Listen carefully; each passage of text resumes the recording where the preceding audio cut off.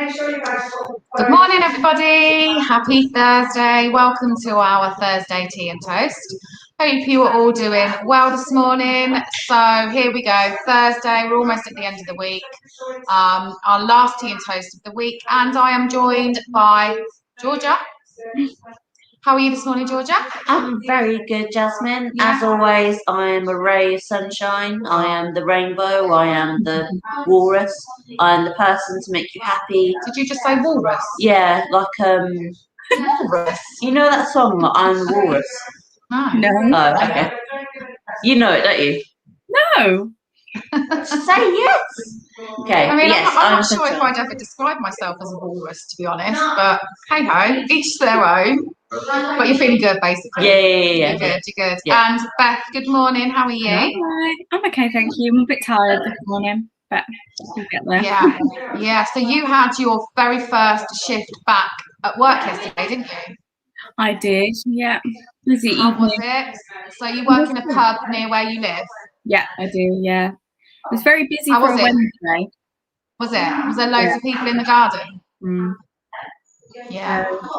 Oh, but at least you got that first shift out of the way, because yesterday you was feeling a bit anxious about it, weren't you? And do you feel better now? Yeah, definitely. Yeah, cool.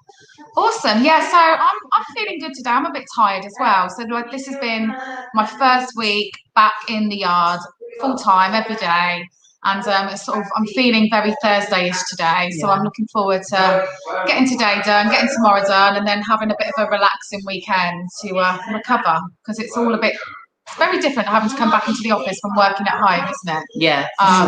It's, just being able to sit in my dining room and turn my laptop on, to having to drive, park, and walk to work and get all my stuff set up. So yeah, we're all feeling pretty okay. We're feeling good for a Thursday. So let's kick off what's been going on in the news today. So I just wanted to touch on something to begin with. So I need to say this. So Gary said the Beatles song. Well, I am a walrus. Yeah. Thank you, Gary. Thank you. Finally, someone gets one of my obscure references. I'm going to, after we finish this, we're going to have to Google. I'm going to have to listen to it, because I'm pretty down with the Beatles songs. I don't know that one. The song called "I Am a Walrus." Or is it like lyrics? The lyric in there, I think. Okay. Well, anyway, we'll have a listen later. Perhaps we'll put a little clip of it on our Facebook page later for you guys to listen to. Because if you're like me and Beth, we've never heard of it. So we were talking yesterday a bit about Prince Philip dying and all the coverage, and actually we had a very little conversation that we were saying that Harry and Andrew weren't allowed to wear their military uniform. And then on the news this morning, the Queen has said that she doesn't want any family members wearing any military uniform, so no one is going to now. What do we think of that? Do we think that's like just to take the eyes off Harry and Andrew, just so they don't look so obvious that they've been asked not to keep it a bit more, I don't know. I feel like what Harry and Meghan have done, which is like really, really, I think quite positive, is they've kind of shattered a lot of the traditions, and I think it's kind of making everyone like slowly realise that a lot of the things that the royal family does, they're very outdated. And it's not to say, I'm not necessarily saying like abolish the monarchy or anything like that, but it would be nice if we can move into a time where having a member of the royal family who is black isn't a problem. Yeah. Having someone in the royal family who doesn't want to be in the limelight all the time, that's also not a problem. Yeah. And just holding people accountable when they do things wrong. So by that I obviously mean things that Prince Andrew has done, things that Prince Philip did, his gaffes and that. Stuff like that. Like hold them, treat them like human beings, not just as... they need to be held accountable as any other person would be as well. Yeah. No, 100%. Yeah, I agree. I don't know. I think it's going to be interesting on Saturday. And I'm not going to be at home to watch it, but I'm definitely going to record it so I just want to see them all walking together and see, what it's going to be like between William and Harry. Because a lot of people are saying actually this may be the thing to mend that fractured relationships, because sometimes in life it sometimes takes a wedding or a funeral, and that can sometimes bring families together, or in fact go the other way.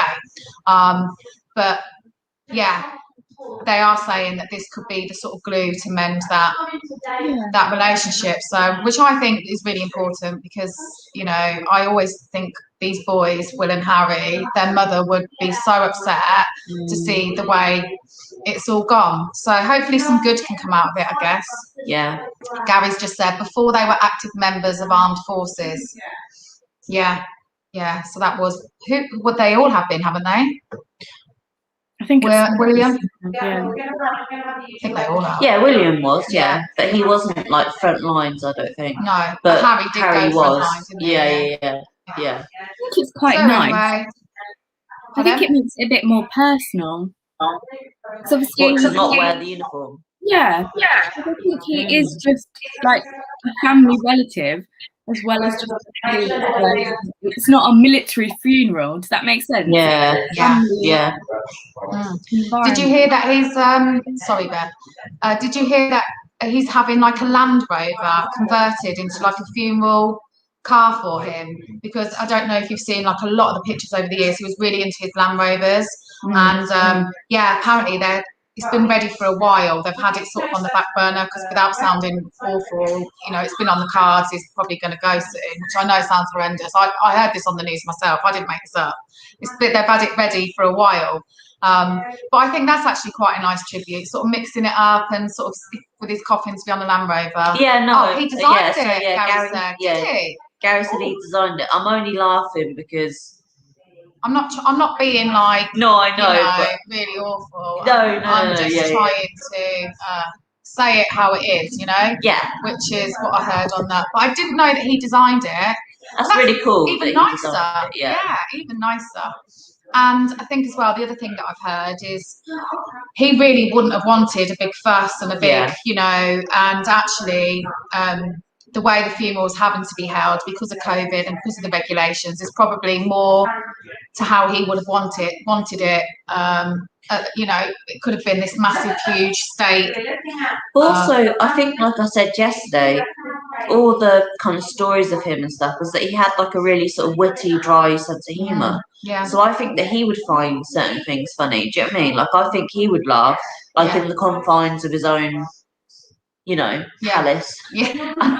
I think that he would find certain things that we're talking about quite funny as well. Yeah. So, yeah, I think we have to not take it too solemn. Yeah. No one has to be. I don't feel like anyone has to be too solemn. So I don't think that he would be. Yeah. Absolutely, and the funeral's supposed to be about that person, isn't it? It's supposed to be about sort of, remembering their life, and if that's the sort of person he was, then there should be some of those elements within the sort of service for him, I guess. So yeah, watch this space. We'll see on Saturday. Will you two be watching on Saturday? No, probably not. No. Just see, I bet a lot of people do. I bet a lot of people will actually stay in. I think if anyone's watching this now, leave us a comment like down below and let us know if you're going to watch it. Because personally, for me, like without Jasmin like giving me I just don't care really. Not in a horrible way. It's just that the man died. Yeah. I was like, that's sad that a person's passed away, and now I just don't care. Because I feel like we should treat it like any other human being. Like if so many like millions of people have died throughout the COVID pandemic, and it's not like we have back to back, like TV shows about every single person who's died. Yeah. So I feel like one and done. I would say give him that one. And also, on sort of the back of that, there's been so many people over this past year during this pandemic who have not even been able to hold a proper funeral for their loved ones. Have actually had to either miss going to it, or PC. Hi. PC. I wonder if that's like your actual name or just like Peace. Oh yeah. Or PC. So P. We're talking about old Phil, Prince Philip, Duke of Edinburgh. He's passed away, obviously, and we're talking about his funeral on Saturday. And if anyone's going to be watching it, Yeah, so Gary's just said, and I heard this, a lot of sporting fixtures have changed their times to not clash with it. So if I wasn't out in the pub on Saturday afternoon, which I've already told you I am, and I can't wait, my first time, I would watch it at home. I would. Just because, not because I'm such a massive royalist, it just intrigues me, and I do like some of the royals. So if I was at home, I would be one of the people sitting watching it, to be honest. And like I said, I'm going to record it just so I can skip through it when I get home. But yeah, drop us a comment. Are you in my camp and you're going to be watching it, or you're in Georgia and Beth's camp and you're not bothered whatsoever? Do you know what? I like the Queen. I think the Queen's all right. I think that she's probably one of the only people that I can think of in the royal family who you can just see her development over the years, and you can just see how she's actually been like gutted that she can't step in more, because it's not like allowed for her to get really politically involved or like really have like loads of opinions and stuff. But you can see like behind the scenes she obviously does have an opinion about stuff. Oh yeah. So like she's probably the only person, like I say, where I watch her and I'm like, do you know what, I just feel like she wants to say so much and she can't. And it's funny that like the person who you might think is the most like powerful person in the UK really actually doesn't have any power at all. So I find that very interesting. Yeah, definitely. All right then, let's move on for the royal family, because otherwise, you know, there might become a difference of opinions on certain things. So let's go on to obviously COVID, which we talk about a lot, and something that has cropped up in the news this week. The mix and matching of the vaccines. Have you guys heard about this? Yeah. So to begin with, they were really, really adamant. You know, if you have the AstraZeneca for your 30, you've got to stick to it. It's got to be the same vaccine. Well, now they're saying about they're running some trials, aren't they, to see if we can possibly mix and match, which I guess if we could do that, would it probably speed up our vaccine process even more so, wouldn't it? Because one of the problems at the minute is there was a shortage, so that's why April they put a hold. I know it's started to go a bit again now, but they put a hold on anyone. Sorry, it's a fly around me. They put a hold on anyone 50 and under, because they just wanted to concentrate on the second doses, because there wasn't enough to go round, which really infuriated me because I was going to be in that next age group. But yeah, mixing and matching. What do we think about that? Would you feel happy with that? Would you feel a bit concerned, or? I think to me, it sounds like they're running out. It's like, oh, we've got 2 of this one left and 3 of that one, so we can have 1 of each. It's like, which one do you want? We've got 4 of this one, but I feel like it's a little bit concerning, because to have gone from being so adamant that no, this is how we do it, and we could maybe give it a try. I think it's a great idea. I reckon that we should just do it and then see what happens. Try it. Yeah, I mean, like, honestly, if someone gives, I mean, like, okay, this is a vaccine, right? And this vaccine is going to have stuff in it which, okay, so Gary says the only trouble is potential reaction with each other. Yeah, I can definitely see that. But what I would think was, why are the vaccines so different? Yeah, that is like, does that mean that one's yeah. more effective than the other? Does that mean that one is actually more dangerous? Does that mean? Do you know what I mean? Yeah. Like, if they're all doing the same job, if their goal is the same, yeah. And imagine you're a vaccine, right? And you're like, right, my job is stop this person from dying because of COVID, yeah. And then your pal also has the same thing, but then you're made of different stuff.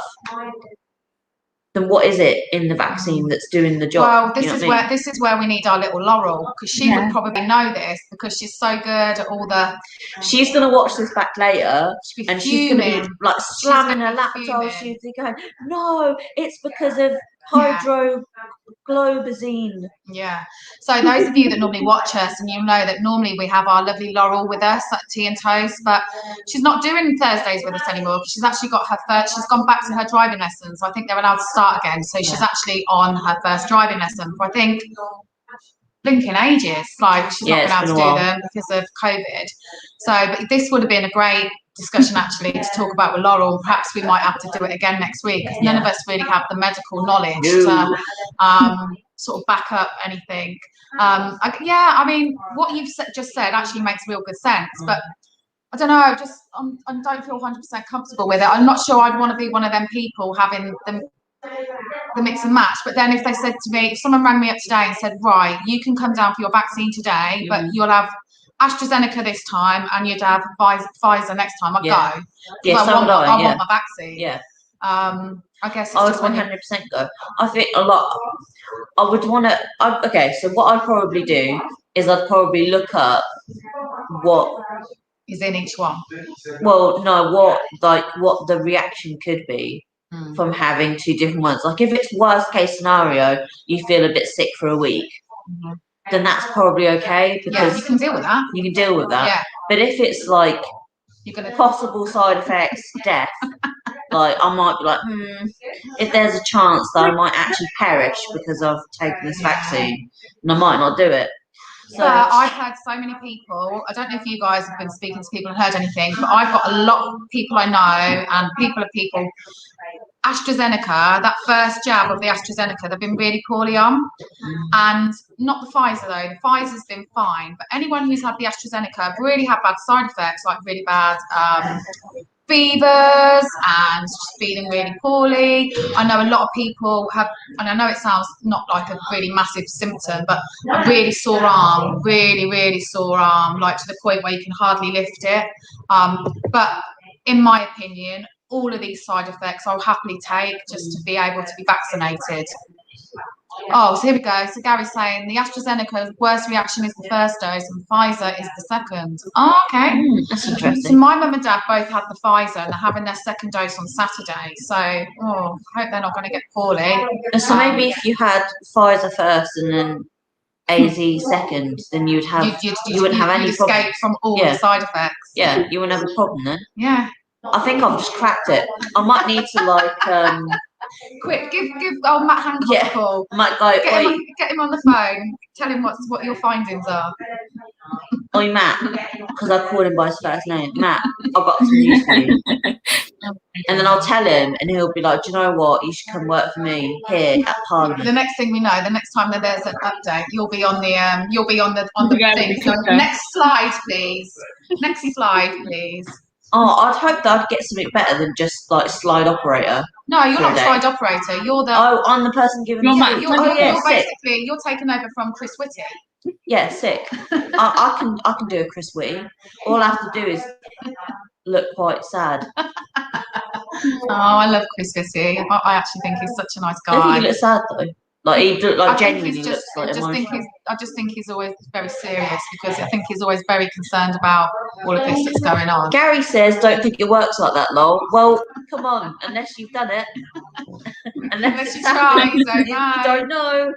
But yeah, my hypothesis can't be disputed yet because it hasn't happened. I think that it's going to be one of those watch this space, isn't it? Yeah. But like we always say, and on anyone we speak to, anyone we chat to, like we honestly encourage everyone. If you're watching and you're unsure about getting a vaccine, honestly, we would encourage everybody to get vaccinated, because it's the only way that we're going to get out of this the way we are at the minute. You know? And you want it to go back. Well, maybe not back to normal, because normal wasn't very nice sometimes, but maybe to a better normal. Yeah. Definitely. Yeah. Oh, okay. So Gary says I can be the guinea pig. Do you know what, Gary? If you have any say in how vaccines get rolled out, if you could just like put me down as like the second, what did I say? Second AstraZeneca and first Pfizer. Yeah. Then that's it. Go ahead. I'll do it today. If you've got any contacts at any of the test centres, give us a buzz. I'll do it. George is going. I'll do it. I don't mind. Oh, okay. All right. Let's do it. It's going to be wait and see with this whole vaccine thing, isn't it? But yeah. Okay. Anything else we want to talk about in the news, ladies, before we move on to our actual topic of the day? We were going to talk about Biden is saying he's going to pull troops out of Afghanistan by 9/11, I think it was. And then I heard on the radio today, when I was on my way to work, that we're pulling our troops from Afghanistan as well. That's all I know. I don't know anything else about this. Beth, do you know anything about this? No, I heard about Biden removing his, but I didn't know that we were as well. Yeah. Yeah, so I think there's like good parts and bad parts out of this. Obviously, I think it's good that we remove ourselves from a situation we probably should never have been in the first place.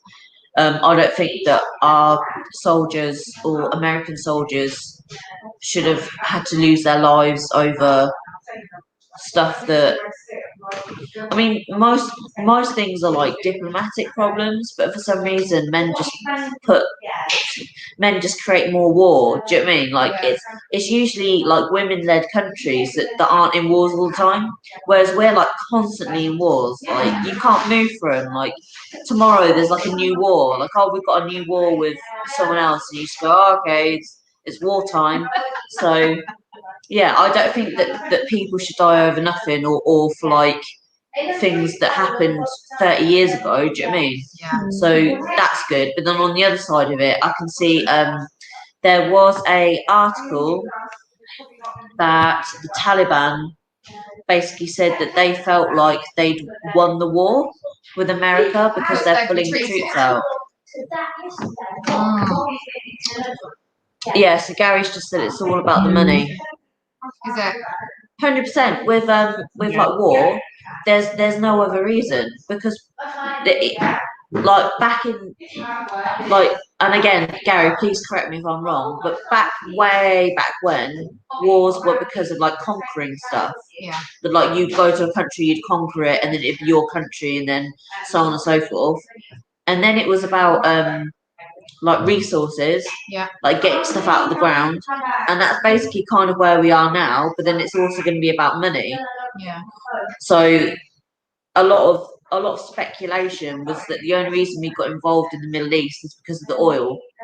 Right. Yeah, and so they were saying if we go there and if we like sort of kick off and you know wage war on it or whatever, then we can get the oil from Afghanistan or Pakistan or wherever. It'll benefit us. And then it will benefit, you know, the UK and the US.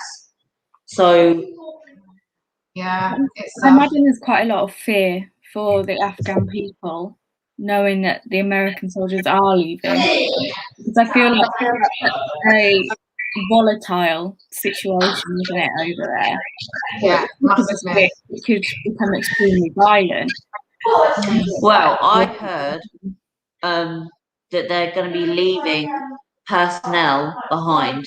So that's basically going to be like the CIA or whoever. In Afghanistan? In Afghanistan, yeah. But that's the speculation, is that they're pulling out the troop, like the people on the ground, and then they're going to leave people, you know, to sort things out. Yeah. To continue sorting things out there. So yeah, it's a quite a tricky old subject, isn't it? I don't really know enough about it. I sound really ignorant now, but I just don't really know a lot about it all, so I can't really comment an awful lot because I'm not that well read on it, shall we say. But I'm going to certainly listen out. I guess there's going to be a lot more going on in the news over the next few days, isn't there? Oh yeah, I imagine so. With it all going on. All right, okay, so let's move on. So our actual topic of today is annoying habits. Do you have any? Does anyone have any? Hang on, just before, I just want to, but Gary's just giving us a quick. Gaza says, our troops stayed to train theirs, but USA had loads more there still. Right. Thank you for that, Gary, because I didn't know that. No, I didn't either. Okay, so today's topic, annoying habits. Have we got any? Do we know people have got any? Is there any in particular that really, really grate on you? So before we start having a chat about it, I think we've got a quick video to play. Yes, so this is more about consequences, I guess. Yeah. And yeah, so we'll put that up for you now. And I'll mute us so there's no background. March 2020. A deadly virus sweeps around the world. Overnight, our lives are put on pause. Today, the declared a pandemic, issuing a stay home, stay safe order, directing all of our residents to quite simply stay at home. But as we stop, remarkable things start to change in the natural world. With the clear skies, for the first time in a lifetime, we can see the Himalayas.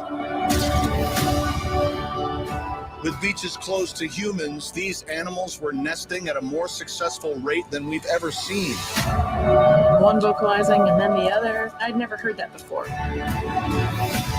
From the start of lockdown, across 5 continents, we have recorded a global experiment of epic proportions that has shown us, if we choose, we can transform the health of the planet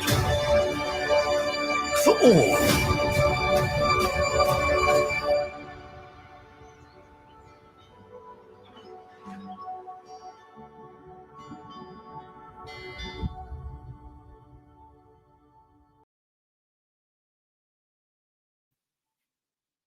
There we go. Yeah, so I wanted us to share this this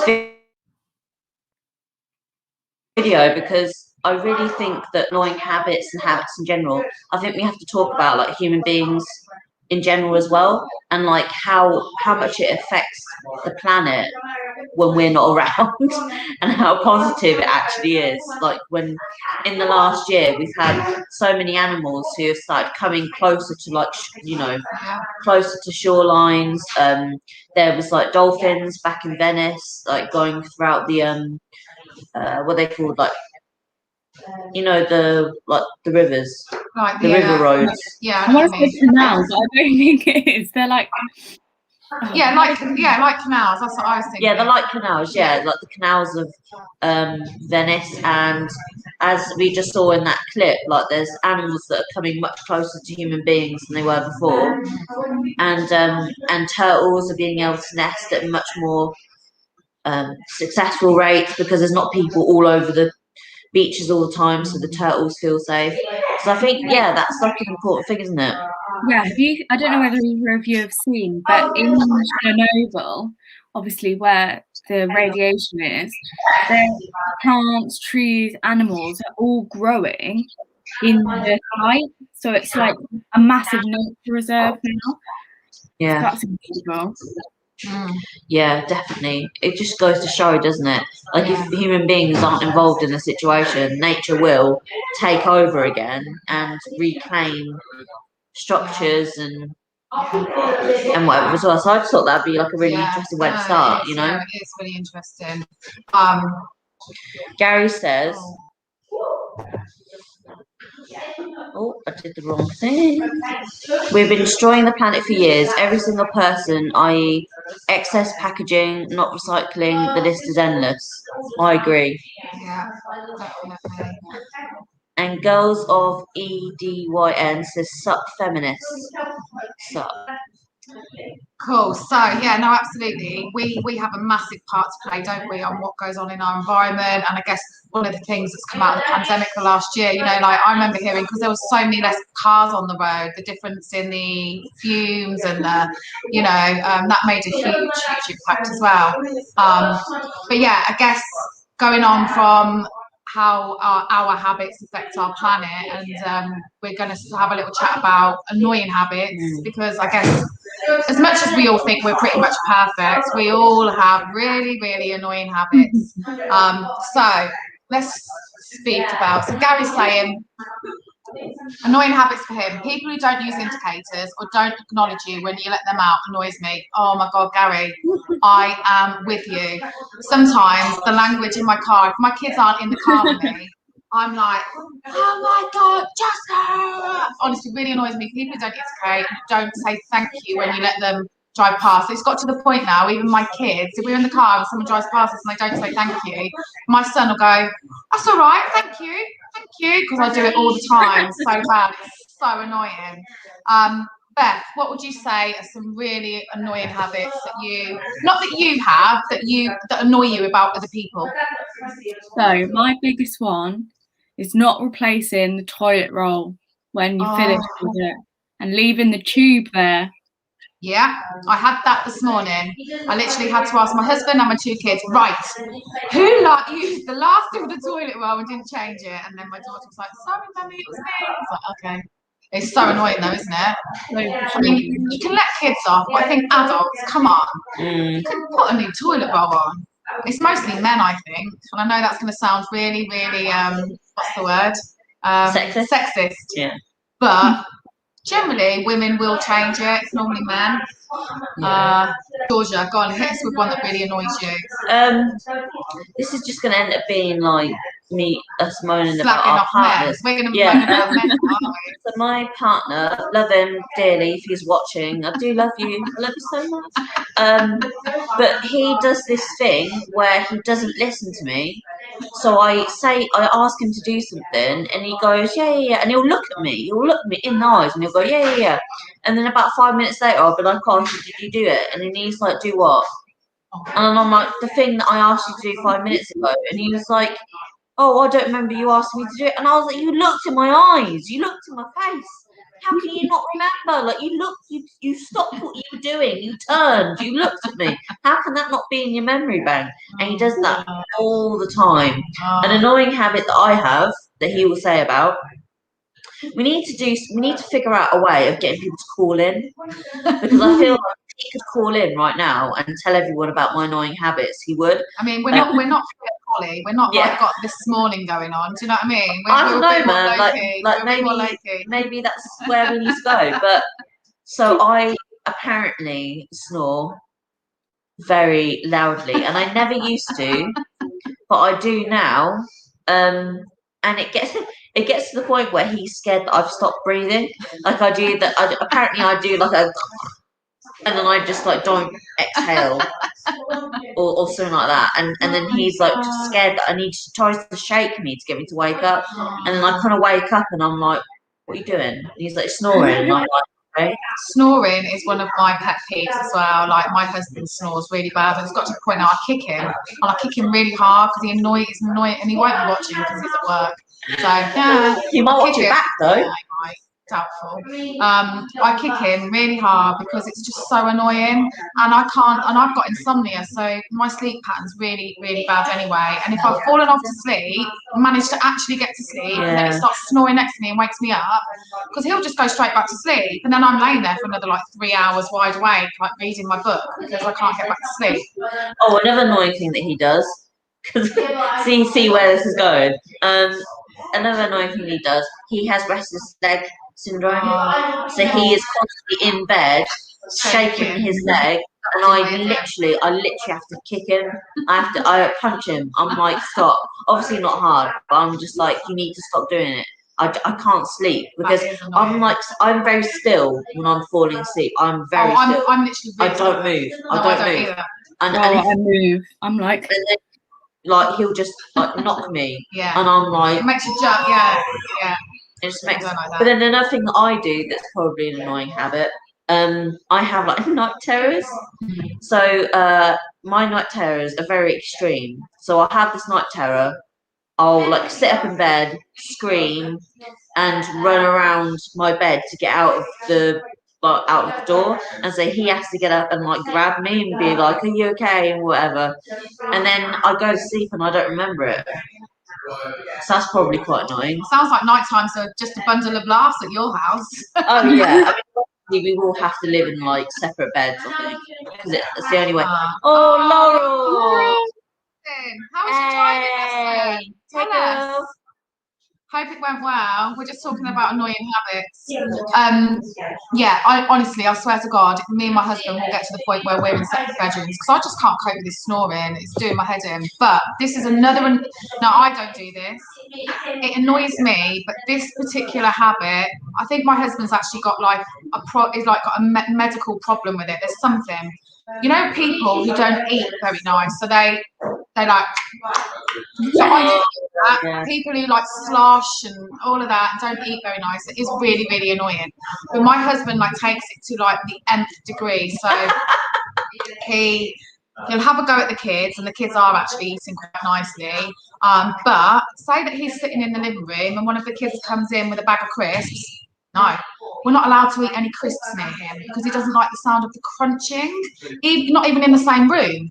So if we want to have a crisps, we have to go and sit in the kitchen. And it's like, I said, no, you go and sit in the kitchen. We want to have a bag of crisps in our living room. We're going to have one. But it's like that with anything. He can't stand anyone. If he's on the phone, sometimes he's on the phone to his dad. It's like, Dad, you're eating. Ring me back later. It's getting ridiculous. It's getting worse as he gets older. My poor kids can't even eat a bag of crisps in the living room, or he has to go and sit somewhere else. That's too much.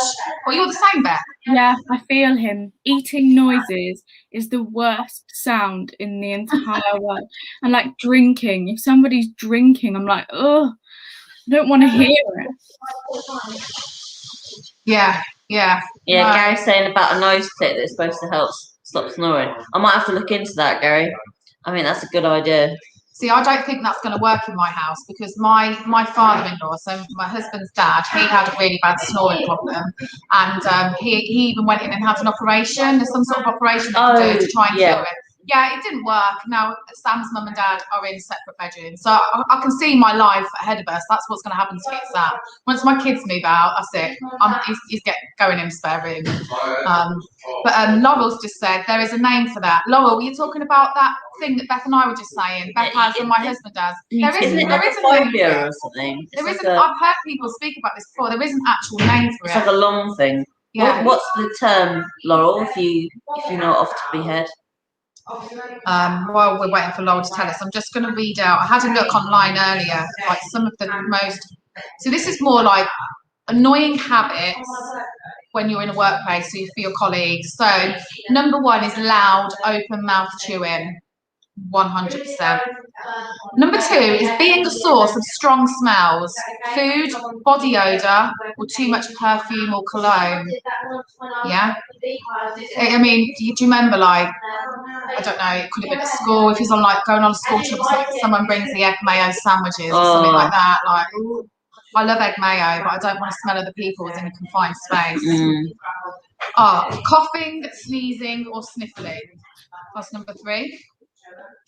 I can kind of see that. If people are like persistently like, I'm like, shut up, have a drink. Yeah. Also, like when kids constantly sniff, I say to my kids, get a tissue, blow your nose.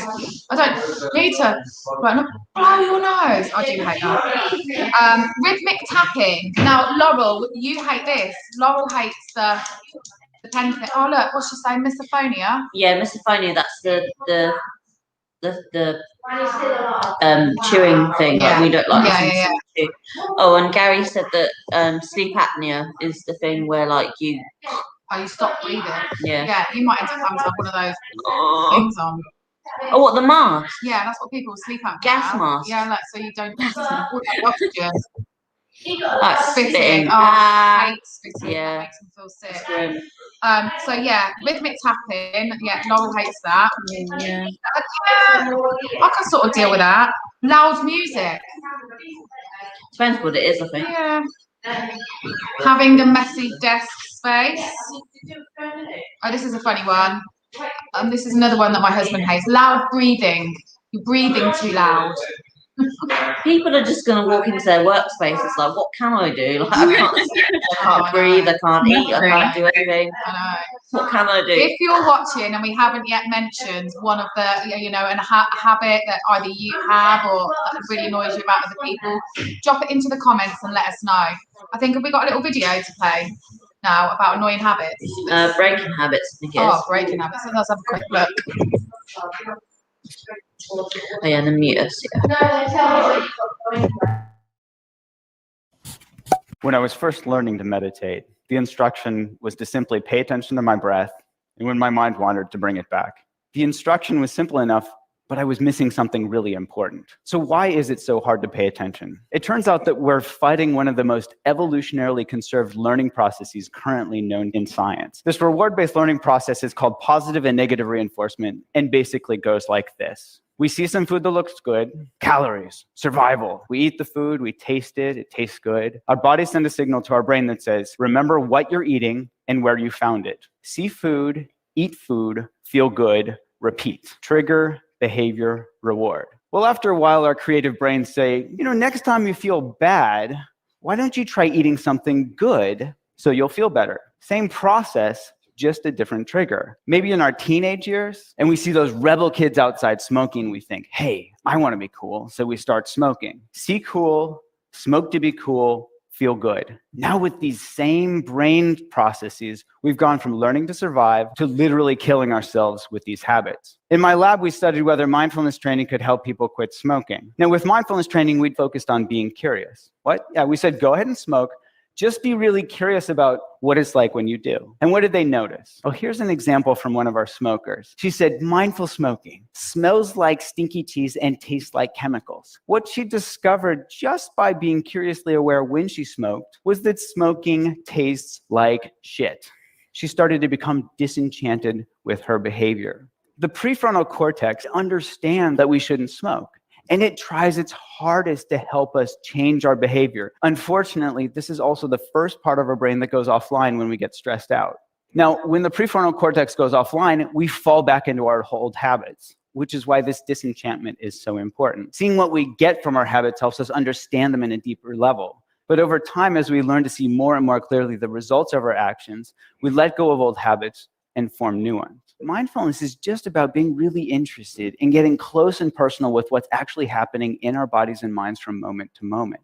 And this willingness to turn toward our experience is supported by curiosity, which is naturally rewarding. It feels good. We start to notice that cravings are simply made up of body sensations. Oh, there's tightness, there's tension, there's restlessness, and that these body sensations come and go.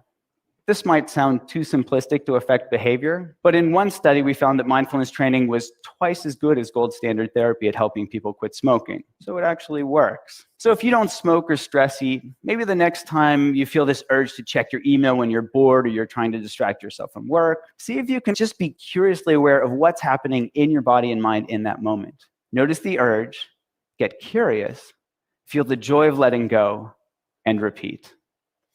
Thank you.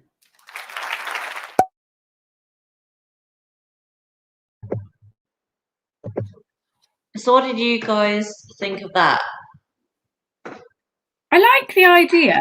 I think for smoking it might be quite useful, but for like stress eating, I know for me personally, if I want to eat something, I'm not going to stop and think, oh, how many calories does this have? What, like, how much is this going to make me need to lose weight? Like, I'm not thinking that. I'm thinking I'm going to eat this piece of chocolate right now. So I think, I don't know. For some things, I feel like it would work better than others. Yeah.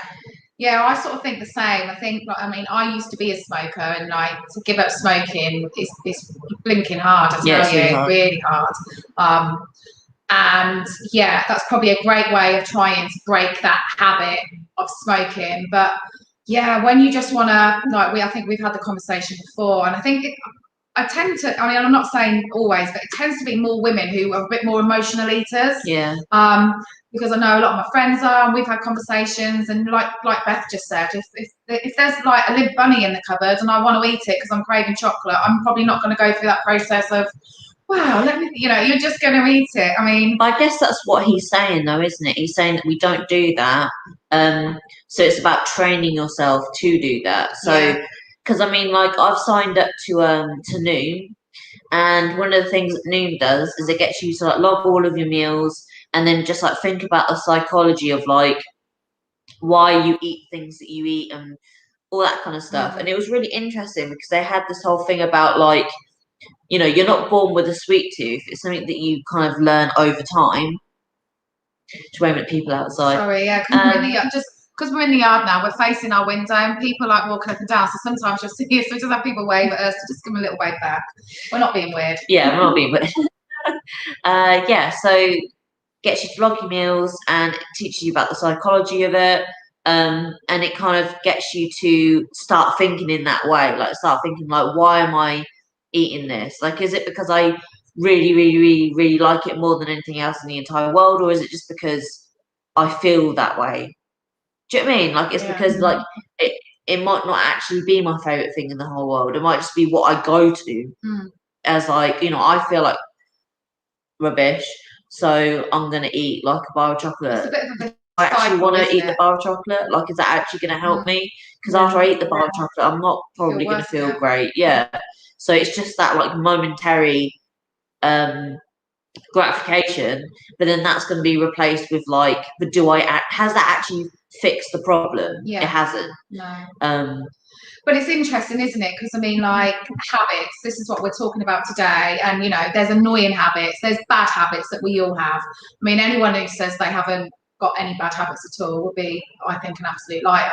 But also, we have good habits as well. A lot of us, you know, have good, you know, things in place and things we do, which are really great habits to have. So there's a whole spectrum of different habits. What good habit could we think of, each of us, that one good thing that we all do?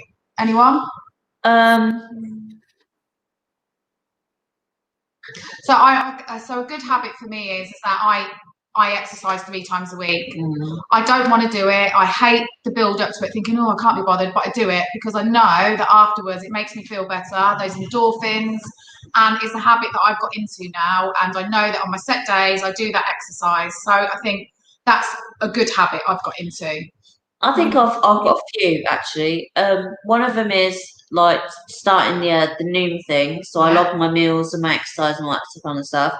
The chair yoga that I've been doing that takes the pressure off my back. That's been really good because it's been a way of me like exercising without like taking me out for the whole day. Yeah. And what was the last thing? I can't even remember. Yeah, like stuff like making sure that I look after my mental health and just kind of stay organized and try and stay on top of stuff and not let things get away from me. Yeah. I think it's also like another good habit. That's a really good habit. What about you, Beth? I think for me, one of mine is I just try and be as kind to everyone as I possibly can, no matter how much I don't want to be, because there are times where you think, oh, I really don't want to be nice to you right now. But I think as well, just try and be like, I don't know how to describe that in words, just being nice. No, I know what you mean. Yeah. That is a really great habit to have, because, and a bit touching on sort of the mental health side of things that Georgia just mentioned, things are hard at the moment for people, you know, things are changing again, and we're all sort of, our habits are changing, because my habit was sitting at home doing my work, you know, and now it's all changing, and people struggle with that. And just the past year and a bit in itself has been hard enough for people. So making sure it's a habit of yours to look after your mental health, but also, like you said, Beth, making sure it's a habit to try and be kind to people. And like Gary's just said, treat people how you want to be treated. 100%, because, and I know it's really cliched and it's really like, oh, but you really don't know what battle that person is sort of dealing with behind the scenes, you know. So I think that's really, really important, and definitely an amazing habit to have. And Laurel's just said, so her bad habit that she sits picking her nails.